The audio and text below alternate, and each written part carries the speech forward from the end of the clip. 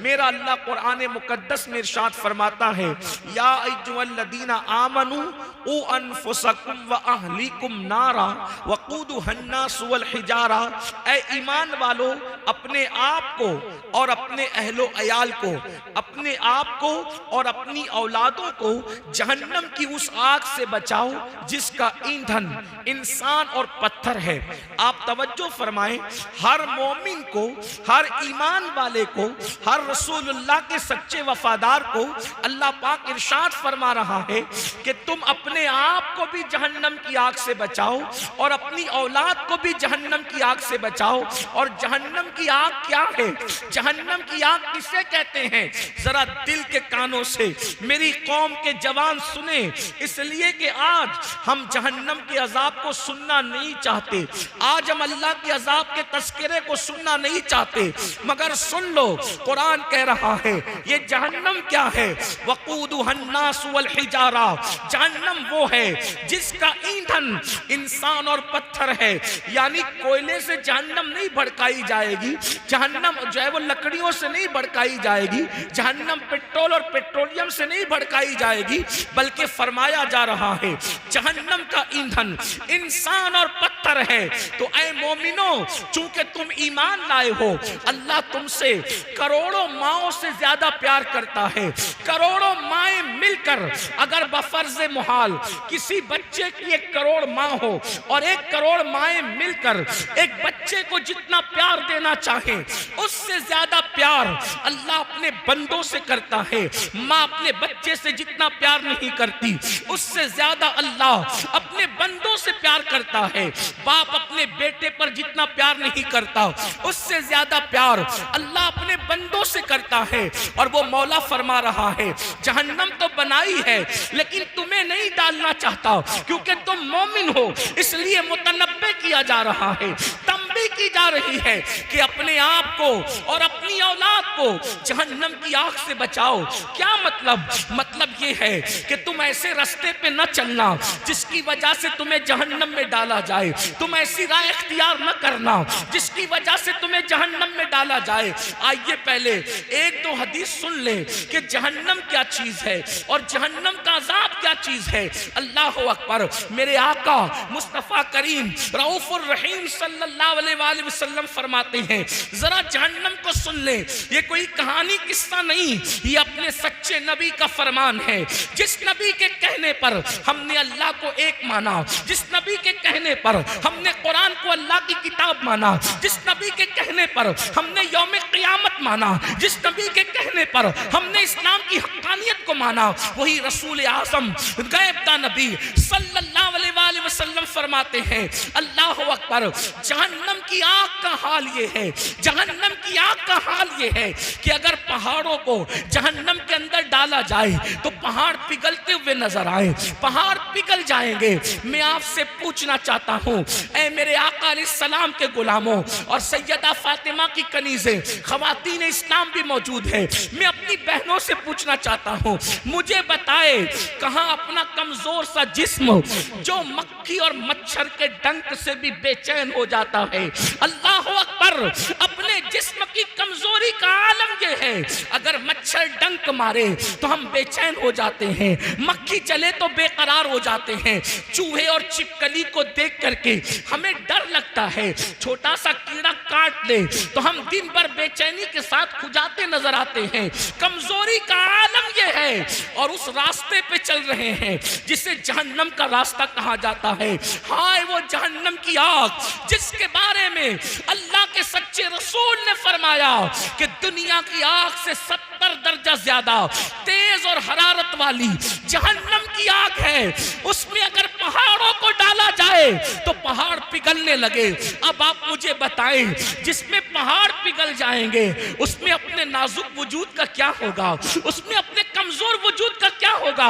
उससे इससे बचने के लिए अल्लाह फरमा रहा है, अपने आप को भी जहन्नम की आग से बचाओ और अपनी औलाद को भी जहन्नम की आग से बचाओ। अल्लाह अकबर। अब आइए मैं आपको बताऊं हम लोग जहन्नम के रास्ते कैसे जा रहे हैं, हम लोग जहन्नम के रास्ते किस तरह जा रहे हैं। आइए अल्लाह अकबर। अब जरा दिल के कानों से सुनना। अल्लाह के हबीब गैब दा नबी मुस्तफ़ा करीम रऊफुर रहीम सल्लल्लाहु अलैहि वसल्लम फरमाते हैं जहन्नम के अंदर एक वादी है, उस वादी का नाम वादी लमलम है। अल्लाह के रसूल जमीन पे बैठकर जहन्नम की खबर दे रहे हैं, जहन्नम के अजाब की खबर दे रहे हैं। मेरे और आपके आका सच्चे नबी सल्लल्लाहु अलैहि वसल्लम फरमाते हैं जहन्नम में एक वादी है, उस वादी का नाम वादी लमलम है और उसका हाल ये है उससे जहन्नम की आग भी पनाह मांगती है, उससे जहन्नम खुद भी पनाह मांगता है। याद रखना ये दुनिया चंद दिन की है, इस दुनिया में हमेशा किसी को नहीं रहना। फिरौन ने 400 साल हुकूमत की मगर वो दुनिया में न रहा। नमरूद ने सैकड़ों साल हुकूमत की, वो दुनिया में न रहा। शद्दाद ने जमीन पर अल्लाह के मुकाबले में जन्नत बनाई, वो दुनिया में न रहा। याद रखो नेक लोग भी इस दुनिया में न रहे और बुरे लोग भी इस दुनिया में न रहे, हम भी इस दुनिया में नहीं रहेंगे। हमसे पहले हमारे बाप दादा थे, उनसे पहले उनके बाप दादा थे, उनसे पहले उनके बाप दादा थे और अब हमारे बाद हमारी नस्लें होगी। मेरे अजीज माल की मोहब्बत में आखिरत को फरामोश मत करो, जवानी के नशे में अल्लाह के फरमान को पीठ के पीछे मत डालो। आखिर मौत है मौत, रूह का रिश्ता जिस्म से एक दिन टूट जाएगा और अल्लाह की अदालत में तुम्हें और हम सबको खड़े होना होगा। अफसोस अल्लाह अकबर। मैं तो स्कूल के बच्चों को कहता हूं कि स्कूल के बच्चों हम तुम्हें सलाम करते हैं। बोर्ड का एग्जाम देना हो, बोर्ड का एग्जाम देना हो तो स्कूल के बच्चे पूरी पूरी रात जागकर तैयारी करते हैं। अफसोस स्कूल के बच्चों को बोर्ड का एग्जाम देना है तो वो पूरी रात जागकर तैयारी करते हैं।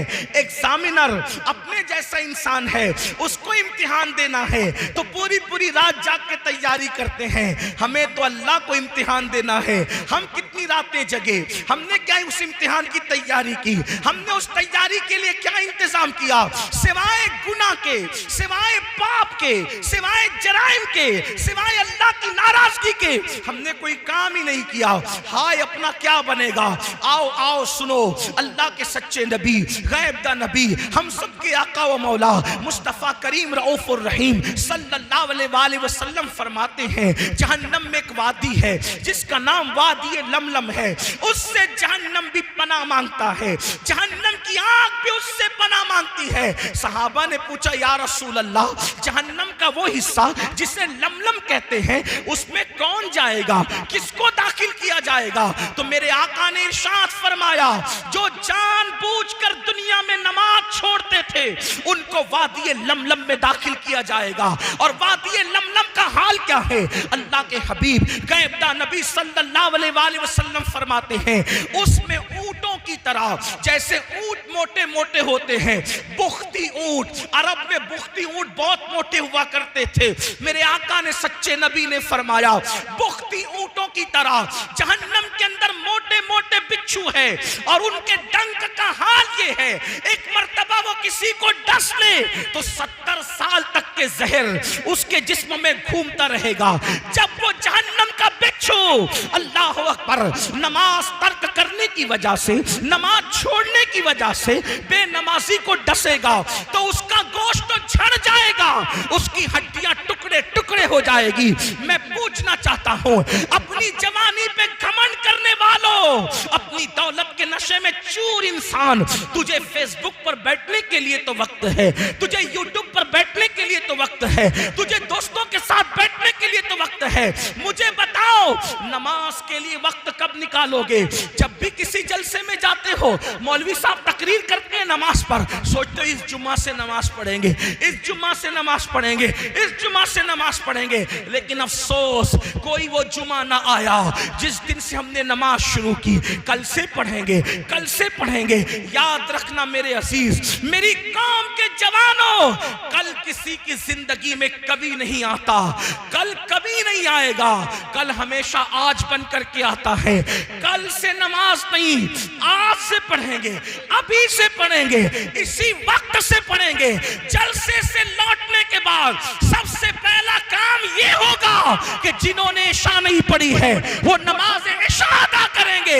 इसलिए कि ये जलसे भीड़ जमा करने के लिए नहीं, ये जलसे दिलों में इनकलाब के लिए है। वो सियासी जलसे हैं जहां सर गिने जाते हैं, ये सियासी जलसे नहीं है, यहाँ दिल देखे जाते हैं। यहाँ यजीदियों की तरह 22,000 की जरूरत नहीं है, यहाँ तो हुसैन की तरह 72 दिल वालों की जरूरत है जो जमाने में इनकलाब पैदा कर देते हैं। नारे तकबीर, नारे रिसालत, सैयद साहब क़िबला, नारे तकबीर, मसलके आला हजरत।